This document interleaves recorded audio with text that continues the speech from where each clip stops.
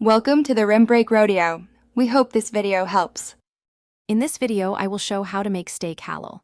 Trim excess fat, choose halal certified meat, and verify the slaughter method or source from a reliable halal butcher before cooking.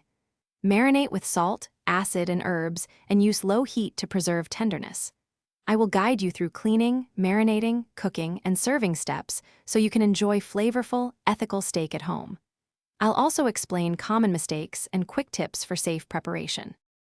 Start by patting the steak dry and trimming excessive fat to meet halal preferences.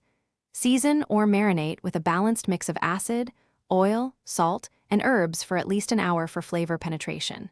Heat the pan or grill until hot and sear each side briefly, then finish at lower heat to reach desired doneness. Rest the steak to redistribute juices before slicing against the grain for optimal tenderness.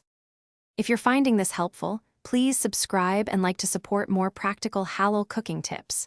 Quick recommendation: the O-Ala water bottle keeps you hydrated while prepping and grilling, and it fits easily in most cup holders for convenience.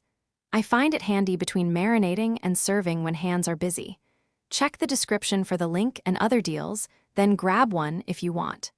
Now let's get back to the video. Sear the steak on high heat to develop a flavorful crust, then move to lower heat to reach your target internal temperature. Use a reliable meat thermometer to avoid undercooking or overcooking, and aim for consistent doneness across slices. Rest the steak for several minutes to allow juices to settle, then slice against the grain for tenderness.